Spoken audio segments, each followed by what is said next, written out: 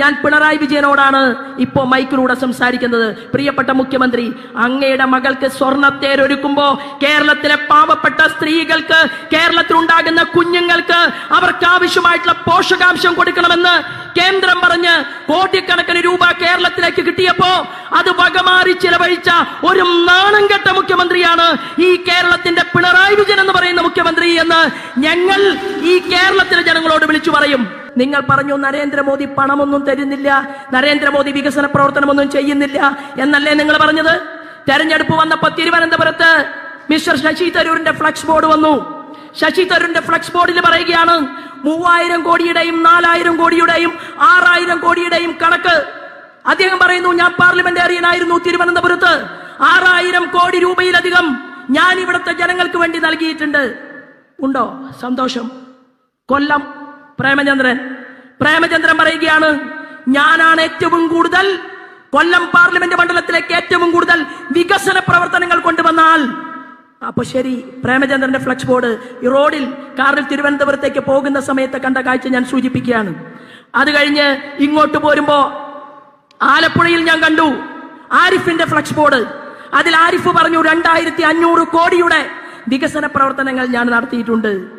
ചുരുക്കി പറഞ്ഞാൽ കേരളത്തിലെ MP-മാർ ഇത്ര കണ്ട് പണം നിങ്ങളുടെ മണ്ഡലത്തിൽ ചിലവഴിച്ചിട്ടുണ്ട് എന്ന് ഇപ്പോഴെങ്കിലും ഈ വൈകിയ വേളയിലെങ്കിലും നിങ്ങൾ പറയാൻ തയ്യാറായി എന്ന് പറഞ്ഞാൽ അതിനർത്ഥം ഇന്ത്യയുടെ പ്രധാനമന്ത്രി കേരളത്തോട് പക്ഷപാതമില്ലാതെ ഒരു MLA വിജയിപ്പിച്ചിട്ടില്ലെങ്കിലും MP-യെ വിജയിപ്പിച്ചിട്ടില്ലെങ്കിലും കേരളത്തെ നെഞ്ചോട് ചേർത്ത ആരാധ്യനായ നരേന്ദ്രമോദിയുടെ ഒരു ഫോട്ടോ പോലും ഒരു പദ്ധതിയിലും നിങ്ങൾ എഴുതി ചേർത്തിട്ടില്ലെങ്കിലും ഞങ്ങൾ ജനങ്ങളോട് പറയും ഈ കണക്കുകൾ. നമസ്കാരം.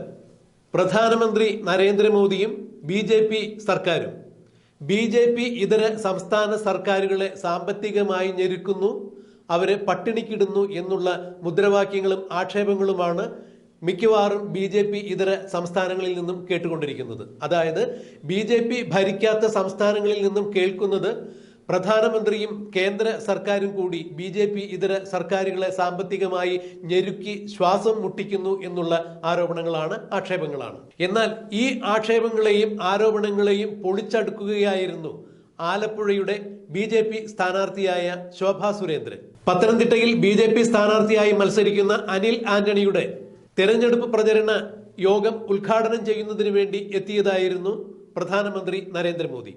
നരേന്ദ്രമോദിയുടെ വേദിയിലായിരുന്നു ശോഭാ സുരേന്ദ്രൻ BJP ഇതര സർക്കാരുകളെ പ്രധാനമന്ത്രി നരേന്ദ്രമോദി സാമ്പത്തികമായി ശ്വാസം മുട്ടിക്കുന്നു എന്നുള്ള ആക്ഷേപങ്ങളെയും ആരോപണങ്ങളെയും പൊളിച്ചടുക്കിക്കൊണ്ട് നടത്തിയ പ്രസംഗം. അതിന് ശോഭാ സുരേന്ദ്രൻ ഉദാഹരണമായി പറഞ്ഞത്, അടുത്ത കാലത്ത് ഞാൻ തിരുവനന്തപുരത്ത് നിന്നും തൃശ്ശൂരിലേക്ക് ഒരു യാത്ര നടത്തുകയുണ്ടായി. റോഡ് മാർഗമാണ് യാത്ര നടത്തിയത്. ഈ യാത്രയിൽ ഉടനീളം ഞാൻ ഒത്തിരി ഫ്ലക്സുകൾ കാണുകയുണ്ടായി. തെരഞ്ഞെടുപ്പ് പ്രഖ്യാപനത്തിന് ശേഷം തന്നെയായിരുന്നു എന്റെ യാത്ര എന്നുകൂടി ശോഭാ സുരേന്ദ്രൻ എടുത്തു പറയുന്നു. തിരുവനന്തപുരത്ത് നിന്ന് തൃശ്ശൂരിലേക്കായിരുന്നു തന്റെ യാത്ര. ഈ യാത്രയിൽ ഉടനീളം വഴിയിൽ അതാത് മണ്ഡലങ്ങളിലെ MP-മാർ മണ്ഡലങ്ങൾക്ക് വേണ്ടി ചിലവഴിച്ചിട്ടുള്ള വികസന ഫണ്ടുകളുടെ കണക്കുകളും തന്റെ മണ്ഡലങ്ങളിൽ അവർ നടപ്പാക്കിയിട്ടുള്ള വികസന പദ്ധതികളുടെ രേഖകളുമായിരുന്നു എന്നാണ് ശോഭാ സുരേന്ദ്രൻ എടുത്തു പറഞ്ഞത്.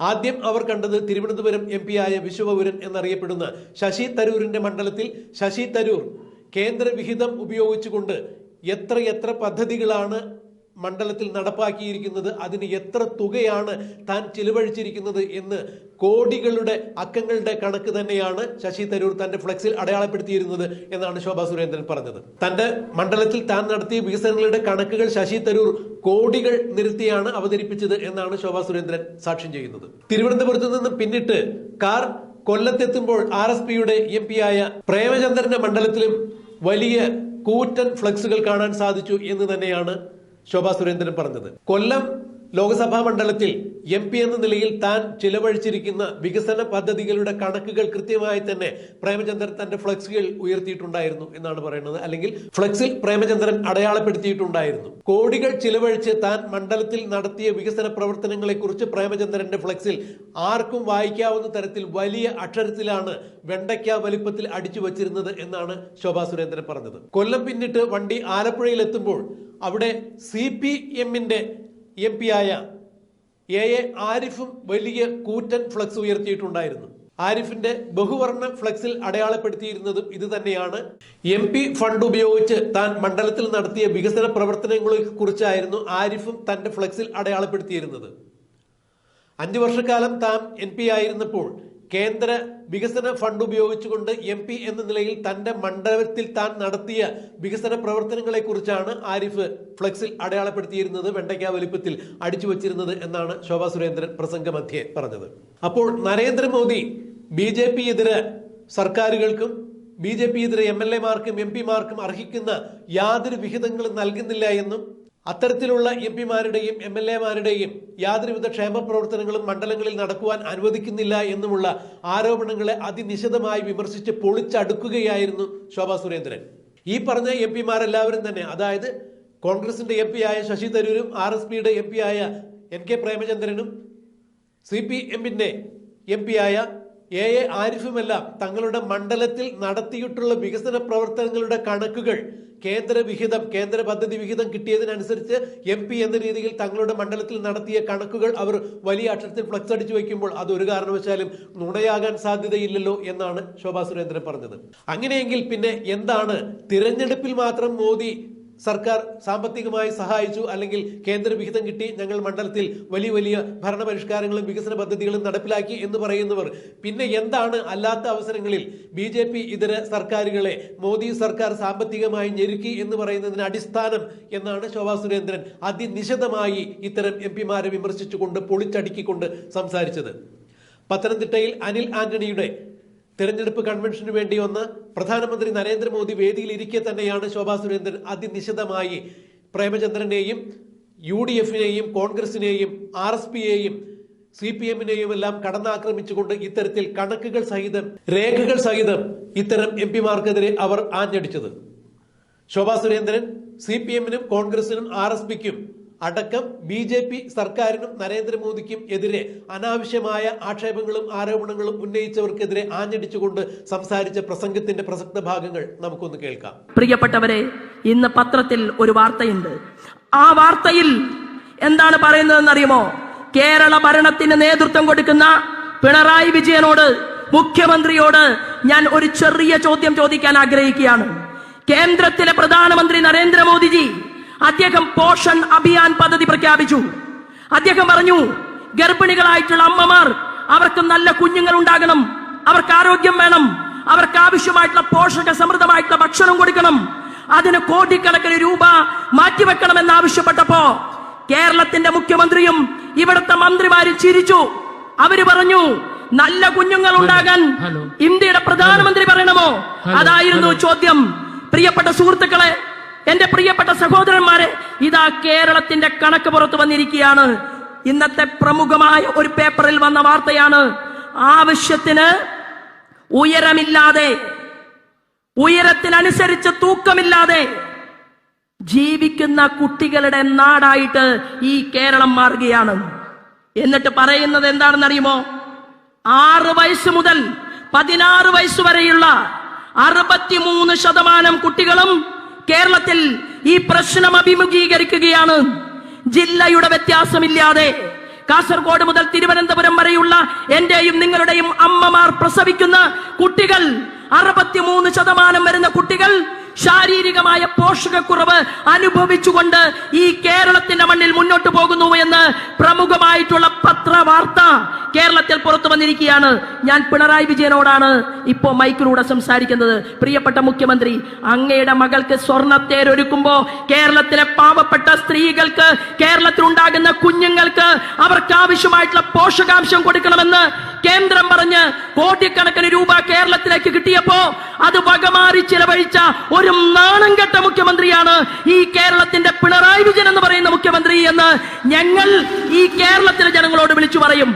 ഞങ്ങളുടെ പ്രധാനമന്ത്രിയുടെ സ്വപ്നമാണ് പോഷൺ അഭിയാൻ പദ്ധതി. നോക്കൂ, 23.4% കുട്ടികൾ അവർക്ക് ആരോഗ്യ പ്രശ്നങ്ങളുണ്ട്. 16.1% വരുന്ന കുട്ടികൾ തീരെ ഭാരമില്ലാത്തവരായിട്ട് കേരളത്തിൽ ജനിക്കുകയാണ്. ഞാനും നിങ്ങളും അടുത്ത തലമുറയ്ക്ക് വേണ്ടിയാണ് രാഷ്ട്രീയ പ്രവർത്തനം ചെയ്യുന്നത്. നമുക്ക് ഈ കേരളത്തെ ഇങ്ങനെ വിട്ടാൽ പോരാ എന്നുള്ളതാണ്. കുട്ടികളിൽ വിളർച്ച രോഗം 35.7% വരുന്ന കുട്ടികൾക്ക് വിളർച്ചാ രോഗമുണ്ട്. പാവപ്പെട്ടവന്റെ കുട്ടിക്ക് ഭക്ഷണം കഴിക്കാൻ മാർഗമില്ലെങ്കിലും, പാവപ്പെട്ടവർക്ക് പെൻഷൻ ഇല്ലെങ്കിലും, മറിയ ചേർത്തിയെ പോലുള്ള ആളുകൾ പെൻഷൻ കിട്ടാത്തതിന്റെ പേരിൽ പിച്ചച്ചട്ടിയുമായി ഈ കേരളത്തിന്റെ മുന്നിൽ വരുമ്പോഴും നിങ്ങൾ എന്താ പറഞ്ഞത്? നിങ്ങൾ പറഞ്ഞു നരേന്ദ്രമോദി പണമൊന്നും തരുന്നില്ല, നരേന്ദ്രമോദി വികസന പ്രവർത്തനമൊന്നും ചെയ്യുന്നില്ല എന്നല്ലേ നിങ്ങൾ പറഞ്ഞത്? തെരഞ്ഞെടുപ്പ് വന്നപ്പോ തിരുവനന്തപുരത്ത് മിസ്റ്റർ ശശി തരൂരിന്റെ ഫ്ലക്സ് ബോർഡ് വന്നു. ശശി തരൂരിന്റെ ഫ്ലക്സ് ബോർഡിൽ പറയുകയാണ് 3000 കോടിയുടെയും 4000 കോടിയുടെയും 6000 കോടിയുടെയും കണക്ക്. അദ്ദേഹം പറയുന്നു, ഞാൻ പാർലമെന്റേറിയനായിരുന്നു തിരുവനന്തപുരത്ത്, 6000 കോടി രൂപയിലധികം ഞാൻ ഇവിടുത്തെ ജനങ്ങൾക്ക് വേണ്ടി നൽകിയിട്ടുണ്ട്. ഉണ്ടോ സന്തോഷം? കൊല്ലം പ്രേമചന്ദ്രൻ പറയുകയാണ്, ഞാനാണ് ഏറ്റവും കൂടുതൽ കൊല്ലം പാർലമെന്റ് മണ്ഡലത്തിലേക്ക് ഏറ്റവും കൂടുതൽ വികസന പ്രവർത്തനങ്ങൾ കൊണ്ടുവന്നാൽ. അപ്പൊ ശരി, പ്രേമചന്ദ്രന്റെ ഫ്ലക്സ് ബോർഡ് ഈ റോഡിൽ കാറിൽ തിരുവനന്തപുരത്തേക്ക് പോകുന്ന സമയത്ത് കണ്ട കാഴ്ച ഞാൻ സൂചിപ്പിക്കുകയാണ്. അത് കഴിഞ്ഞ് ഇങ്ങോട്ട് പോരുമ്പോ ആലപ്പുഴയിൽ ഞാൻ കണ്ടു ആരിഫിന്റെ ഫ്ലക്സ് ബോർഡ്. അതിൽ ആരിഫ് പറഞ്ഞു 2500 കോടിയുടെ വികസന പ്രവർത്തനങ്ങൾ ഞാൻ നടത്തിയിട്ടുണ്ട്. ചുരുക്കി പറഞ്ഞാൽ കേരളത്തിലെ MP-മാർ ഇത്ര കണ്ട് പണം നിങ്ങളുടെ മണ്ഡലത്തിൽ ചിലവഴിച്ചിട്ടുണ്ട് എന്ന് ഇപ്പോഴെങ്കിലും ഈ വൈകിയ വേളയിലെങ്കിലും നിങ്ങൾ പറയാൻ തയ്യാറായി എന്ന് പറഞ്ഞാൽ അതിനർത്ഥം ഇന്ത്യയുടെ പ്രധാനമന്ത്രി കേരളത്തോട് പക്ഷപാതമില്ലാതെ ഒരു MLA വിജയിപ്പിച്ചിട്ടില്ലെങ്കിലും MP-യെ വിജയിപ്പിച്ചിട്ടില്ലെങ്കിലും കേരളത്തെ നെഞ്ചോട് ചേർത്ത ആരാധ്യനായ നരേന്ദ്രമോദിയുടെ ഒരു ഫോട്ടോ പോലും ഒരു പദ്ധതിയിലും നിങ്ങൾ എഴുതി ചേർത്തിട്ടില്ലെങ്കിലും ഞങ്ങൾ ജനങ്ങളോട് പറയും, ഈ കണക്കുകൾ ഭാരതീയ ജനതാ പാർട്ടിയുടെ നേതൃത്വം, ഇവിടത്തെ NDAയുടെ നേതൃത്വം, ഞങ്ങൾ വീട് വീടാന്തരം ഈ കണക്കുകൾ പറയാൻ തീരുമാനമെടുത്തുകൊണ്ടാണ് ഈ തെരഞ്ഞെടുപ്പ് പോരാട്ടത്തിന്റെ മുന്നിൽ നിൽക്കുന്നത്. എന്റെ സഹപ്രവർത്തകരോട് എനിക്കൊരൊറ്റ അപേക്ഷയാണുള്ളത്. നമ്മൾ കുറെ കാലമായി കഠിന പ്രയത്നം ചെയ്യാൻ തുടങ്ങിയിട്ട് 41 ദിവസം വ്രതമെടുത്തുകൊണ്ട് ശബരിമലയിലേക്ക് പോകുന്നത് പോലെ ഇനിയുള്ള ഓരോ മണിക്കൂറുകളും കഠിനമായിട്ടുള്ള വ്രതമെടുക്കുന്നത് പോലെ നിങ്ങളുടെ മണ്ഡലത്തിലെ സ്ഥാനാർത്ഥിയുടെ വിജയത്തിനു വേണ്ടി നിങ്ങൾ കഷ്ടപ്പെട്ട് പ്രവർത്തിക്കാൻ തീരുമാനിച്ചുകൊണ്ടാണ് നിങ്ങൾ ഓരോരുത്തരും ഇവിടേക്ക് എത്തിച്ചേർന്നിട്ടുള്ളത്. ആ വ്രതത്തിന്റെ റിസൾട്ട് കേരളം അങ്ങോളം ഇങ്ങോളം ഉണ്ടാകാൻ പോകുമ്പോ നമ്മുടെ ലോകാരാധ്യനായിട്ടുള്ള ശ്രീമാൻ നരേന്ദ്രമോദിജിയുടെ സ്വപ്നം പൂവണിയിക്കപ്പെടും എന്നുള്ളതാണ്. അങ്ങനെ ചില താമരകൾ വിരിയിച്ചെടുത്തുകൊണ്ട് കേന്ദ്രമന്ത്രിമാരായിട്ട് ആളുകളെ പറഞ്ഞയക്കാനും MP-മാരായിട്ട് ചില ആളുകളെ മാറ്റാനും കിട്ടിയിട്ടുള്ള ഈ അസുലഭ അവസരത്തെ ഉപയോഗപ്പെടുത്താൻ വേണ്ടിയിട്ട് നമ്മൾ മുന്നോട്ട് പോകുന്ന സമയത്ത് ലോകം ശ്രദ്ധിച്ച ലോകാരാധ്യനായിട്ടുള്ള ശ്രീമാൻ നരേന്ദ്രമോദിജിയുടെ വാക്കുകൾ ഒരു കാര്യം സൂചിപ്പിച്ചുകൊണ്ട് ഞാൻ എന്റെ വാക്കുകൾ നിർത്തുകയാണ്. ഒരു മുദ്രാവാക്യം ഉണ്ടായിരുന്നു പണ്ട്, പത്മജേച്ചിക്ക് ഓർമ്മയുണ്ടാവും, ഗരീബി ഹടാവോ. അതായിരുന്നു ഇന്ത്യൻ നാഷണൽ കോൺഗ്രസിന്റെ ഒരു വലിയ മുദ്രാവാക്യം. ദാരിദ്ര്യത്തെ മാറ്റൂ, നോർത്ത് ഇന്ത്യയുടെ തെരുവേദികളിൽ ദാരിദ്ര്യത്തെ മാറ്റൂ എന്ന് പറഞ്ഞ് നിങ്ങൾക്ക് റേഷൻ മിലേഗ ഒരു മുദ്രാവാക്യമായിരുന്നു, നിങ്ങൾക്ക് റേഷൻ കിട്ടും. മറ്റൊരു മുദ്രാവാക്യമായിരുന്നു സാരെ ലോഗോം കോ അസ്പത്താൽ may free ration മിലേഗ, അസ്പത്താൽ may free medicine മിലേഗ. എല്ലാ പാവങ്ങൾക്കും ആശുപത്രിയില് സൗജന്യമായിട്ട് മെഡിസിൻ ലഭിക്കും, മിലേഗ കിട്ടും.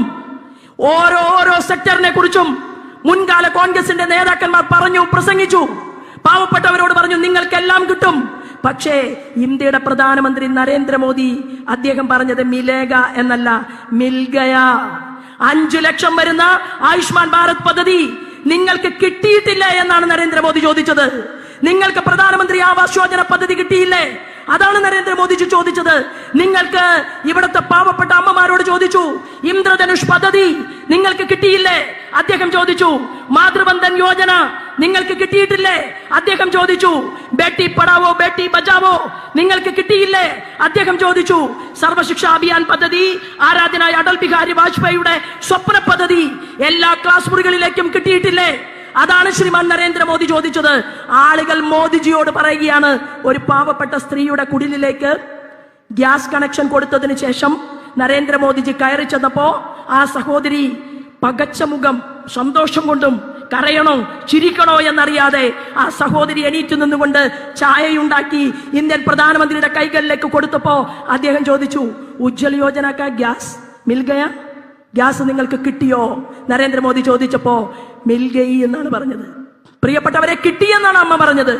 വീട് കിട്ടി, ഗ്യാസ് കിട്ടി, വെള്ളം കിട്ടി. പ്രിയപ്പെട്ടവരെ, ആശുപത്രിയിൽ സൗജന്യമായിട്ടുള്ള 5 ലക്ഷം രൂപയുടെ പദ്ധതി കിട്ടി. പക്ഷെ കേരളത്തിന്റെ മുഖ്യമന്ത്രിയോടും പ്രതിപക്ഷത്തോടും ഞങ്ങൾ ചോദിക്കാൻ ആഗ്രഹിക്കുന്നു, നിങ്ങൾ ഇതൊന്നും കേരളത്തിലെ പാവങ്ങൾക്ക് കൊടുക്കാതെയാണ് നിങ്ങൾ കാത്തിരുന്നത്. നിങ്ങൾ പ്രധാനമന്ത്രി കൊടുത്ത വീട്ടിൽ, നരേന്ദ്രമോദിജി കൊടുത്ത വീട്ടിൽ ഇവിടുത്തെ പാവപ്പെട്ടവൻ കിടന്നുറങ്ങിയാൽ ഞങ്ങൾക്ക് വീട് തന്ന നരേന്ദ്രമോദിജി വിശ്വസിക്കുന്ന പാർട്ടിയിൽ താമര ചിഹ്നത്തിൽ വോട്ട് കിട്ടുമോ എന്നുള്ള ഭയപ്പാട് കൊണ്ട് മറ്റേതൊരു സംസ്ഥാനത്തെക്കാൾ കൂടുതൽ നിങ്ങൾ ഇവിടെ വികസനത്തെ വഴിമാറ്റി നിർത്തി അഴിമതിയുടെ കെട്ടുകാര്യസ്ഥതയുടെ പ്രതീകമായി പര്യായമായിട്ടാണ് ഇവിടുത്തെ ഭരണപക്ഷവും ആ ഭരണപക്ഷത്തെ അനുകൂലിക്കുന്ന പ്രതിപക്ഷവും കേരളത്തിന്റെ നിയമസഭയ്ക്കകത്ത് പോയിട്ടുള്ളത്. പ്രിയപ്പെട്ട സഹോദരന്മാരെ, സഹോദരിമാരെ, ഇതിനെ നമുക്ക്, ഇവരുടെ ഈ കാപട്യത്തെ നമുക്കൊന്ന് പൊളിച്ചടുക്കണം. അതിന് ഈ വരാൻ പോകുന്ന നാളുകളിൽ നിങ്ങൾ വിളിക്കുന്ന മുദ്രാവാക്യത്തിനും നിങ്ങളുടെ പ്രവർത്തനങ്ങൾക്കും നിങ്ങളുടെ മനസ്സിനും ഈ സമൂഹത്തിന്റെ മുന്നിലേക്ക് കാര്യങ്ങൾ എത്തിക്കാൻ ജഗദീശ്വരൻ നിങ്ങളെ അനുഗ്രഹിക്കട്ടെ എന്ന് പ്രാർത്ഥിച്ചുകൊണ്ട് ഞാൻ ഈ വേദിയിൽ എന്റെ വാക്കുകൾ അവസാനിപ്പിക്കുകയാണ്. ഇതാ കിഴക്കൻ ചക്രവാളത്തിൽ കാവിനിറം സൂര്യോദയം, അരുണ സൂര്യോദയം വരികയാണ്. ആ അരുണ സൂര്യോദയം ആരാധനായ ശ്രീമാൻ നരേന്ദ്രമോദിജിയുടെ പ്രവർത്തനങ്ങളെ ഇനി കേരളത്തിന്റെ അതിരുകൾക്കകത്ത് തളച്ചിടാൻ സാധ്യമല്ല എന്ന് പ്രഖ്യാപിച്ചുകൊണ്ടാണ് സൂര്യകിരണങ്ങൾ ഈ കേരളത്തിലെയും തൊട്ട് തലോടിക്കൊണ്ടിരിക്കുന്നതെങ്കിൽ നമുക്ക് അടൽ ബിഹാരി വാജ്പേയിജി പറഞ്ഞതുപോലെ സൂരജ് ഹോ തോ കമൽ കിലേഗ, സൂര്യനുണ്ടെങ്കിൽ താമര വിരിയിക്കുമെന്നുള്ള ദൃഢപ്രതിജ്ഞ എടുത്തുകൊണ്ടാണ് എന്റെ സഹപ്രവർത്തകന്മാർ ആരാധ്യനായിട്ടുള്ള നരേന്ദ്രമോദിജിയെ ഇവിടേക്ക് സ്വാഗതം ചെയ്യുന്നത്. അദ്ദേഹത്തെ ഹൃദയപൂർവ്വം നമ്മൾ സ്വാഗതം ചെയ്യും. ലോകം കാത്തിരിക്കുന്ന ഈ നരേന്ദ്രമോദിജിയെ, ഭാരതം ഓരോ നിമിഷവും നെഞ്ചേറ്റിട്ടുള്ള നരേന്ദ്രമോദിജിയെ ഞാനും നിങ്ങളും ആരാധനയോടെ കൊതിയോടെ നോക്കിക്കാണുന്ന നരേന്ദ്രമോദിജിയെ കേരളത്തിന്റെ തെരുവീതികളിൽ നമുക്ക് മണിക്കൂറുകൾ കിട്ടിയിട്ടുണ്ടെങ്കിൽ അദ്ദേഹത്തിനൊരു സമ്മാനം, അത് താമരയിൽ നിന്ന് വിജയിക്കുന്ന സ്ഥാനാർത്ഥികളുടെ രൂപത്തിൽ ആ സമ്മാനം തന്നാൽ കേരളത്തെ ഞങ്ങൾ മാറ്റിമറിച്ച് ഇവിടുത്തെ പാവപ്പെട്ടവർക്ക്, ഇവിടുത്തെ ടെക്നോളജിസ്റ്റിന്, ഇവിടുത്തെ ശാസ്ത്രജ്ഞന്, ഇവിടുത്തെ ആബാലവൃദ്ധം വരുന്ന ജനതയെയും കാത്തു സംരക്ഷിച്ചോളാം എന്നുള്ള വാക്ക് തന്നുകൊണ്ടാണ് നമ്മൾ ഒരുമിച്ച് മുന്നോട്ട് പോകുന്നത്. അതിന് എന്റെ സഹപ്രവർത്തകന്മാർക്ക് ആയുരാരോഗ്യവും സമ്പൽ സമൃദ്ധിയും ജഗദീശ്വരൻ നൽകട്ടെ എന്നും നമ്മുടെ ഈ കേരളത്തിന്റെ മാറ്റത്തിനു വേണ്ടി നമ്മൾ സമൂഹത്തോട്, ഇവിടുത്തെ ജനാധിപത്യ വിശ്വാസികളോട് ഞങ്ങൾ അപേക്ഷിക്കുകയാണ്, ഞങ്ങൾ അഭ്യർത്ഥിക്കുകയാണ്. കേരളത്തെ മാറ്റാൻ, കേരളത്തിലേക്ക് വികസനം കൊണ്ടുവരാൻ, കേരളത്തെ ഇനിയും സമൃദ്ധമാക്കാൻ നിങ്ങൾ ഭാരതീയ ജനതാ പാർട്ടിയുടെ സ്ഥാനാർത്ഥികൾക്ക്, ഞങ്ങളുടെ BDJSന്റെ NDAയുടെ സ്ഥാനാർത്ഥികൾക്ക് താമര ചിഹ്നത്തിലും വോട്ടുകൾ നൽകിക്കൊണ്ട് തിരഞ്ഞെടുത്തയക്കണമെന്ന് മാത്രം അഭ്യർത്ഥിച്ചുകൊണ്ട് ഞാൻ എന്റെ കൊച്ചുവാക്കുകൾ നിർത്തുകയാണ്. വന്ദേ മാതരം.